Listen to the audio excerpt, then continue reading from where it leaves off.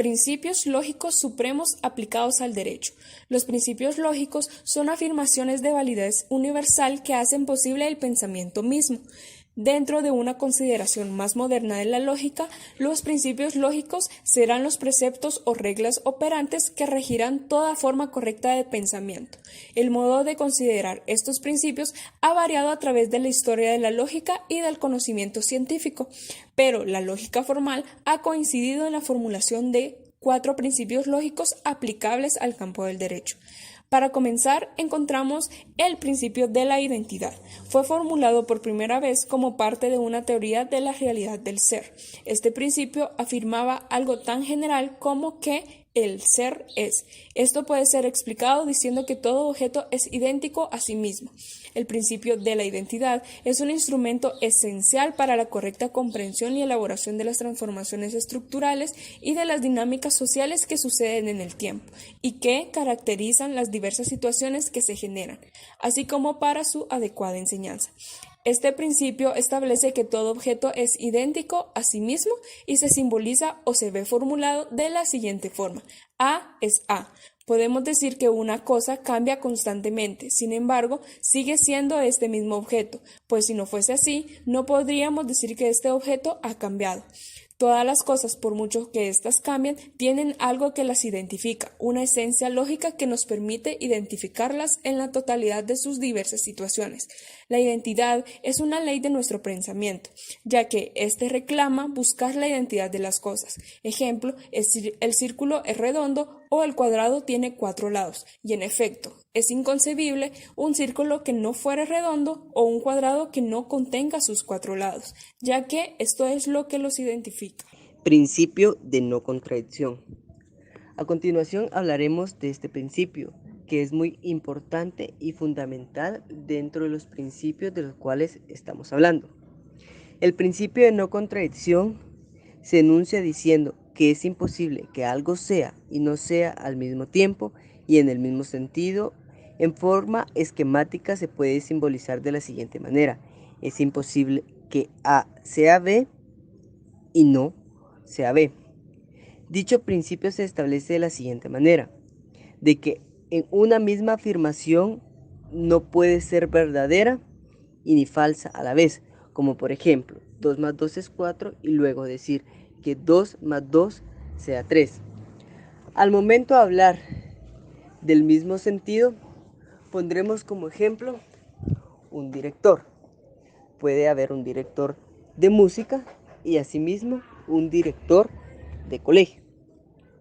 Al momento de hablar del mismo tiempo, podemos dar ejemplo un árbol color verde y un árbol color naranja, el cual, si va a estar en otoño, estará naranja, y si va a estar en primavera, va a estar verde. Entonces esto se da, pero no se va a dar al mismo tiempo. De esto se trata lo que es el principio de no contradicción, que se van a dar las cosas, pero no se van a dar al mismo tiempo. No podemos ser y no ser a la misma vez. Continuando con los principios supremos aplicados al derecho, nos encontramos con el principio de tercero excluido, también conocido como principio de tercero excluso o en latín como principium tertii exclusi. La historia de este principio está relacionada directamente con el principio de no contradicción, ya que cuando Aristóteles afirma que, de los opuestos, la contradicción no tiene intermedio, la contradicción es esto, una oposición en la que no cabe intermedio alguno. Dicho principio es parte de la lógica clásica y fue propuesto y formalizado por Aristóteles y declara que todo tiene que ser o no ser, es decir, que no existe otra posibilidad o un punto intermedio. Aristóteles hizo la notación simbólica del principio tercero excluido como AVA, donde A denota cualquier proposición o enunciado, la V el signo de disyunción y el trazo sobre la letra A es el signo de negación. Por otro lado, la lógica tradicional utilizó la fórmula A es B o A no es B para darle un sentido simbólico al principio tercero excluido. Por ejemplo, si yo te pregunto, ¿tu teléfono toma buenas fotos? La respuesta es sí, toma buenas fotos, que sería A es B, o no toma buenas fotos, que sería A no es B. No hay una tercera, es decir, no existe un depende o un a veces, porque me estás diciendo a veces sí, a veces no y recaemos en la misma respuesta. Es sí o es no. También, así dentro del principio tercero excluido, como se mencionó anteriormente, solo caben dos posibilidades, una verdadera y una falsa. No puede existir un tal vez es verdadera o un tal vez es falsa. Otro ejemplo sería, ¿Aristóteles está vivo o está muerto? La respuesta sería sí, está vivo o no, no está vivo. No cabe la posibilidad de que esté medio vivo o medio muerto. En sí, el principio tercero excluido sirve para darle una respuesta a un juicio contradictorio. Principio de razón suficiente. Es un principio filosófico según el cual todo lo que ocurre tiene una razón suficiente para ser así y no de otra manera. En pocas palabras, todo tiene una explicación suficiente. Este principio es creado por el filósofo alemán Leibniz y es considerado como el gran principio. Asimismo nos dice que todo tiene una razón de ser. Significa que nada está aislado, que todo conlleva una razón.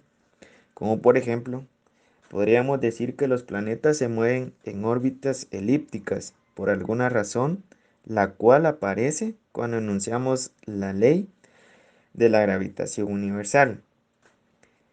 Otro ejemplo se podría decir que la Revolución Francesa se produjo por alguna razón, y esa razón aparece cuando estudiamos sus antecedentes y sus consecuencias. En conclusión, podríamos decir que en todas las ciencias, como la matemática, la física, la historia, lo que se busca es la razón de responder la insistente pregunta que los niños hacen del por qué de las cosas, por qué suceden las cosas. Es decir, todo es por algo.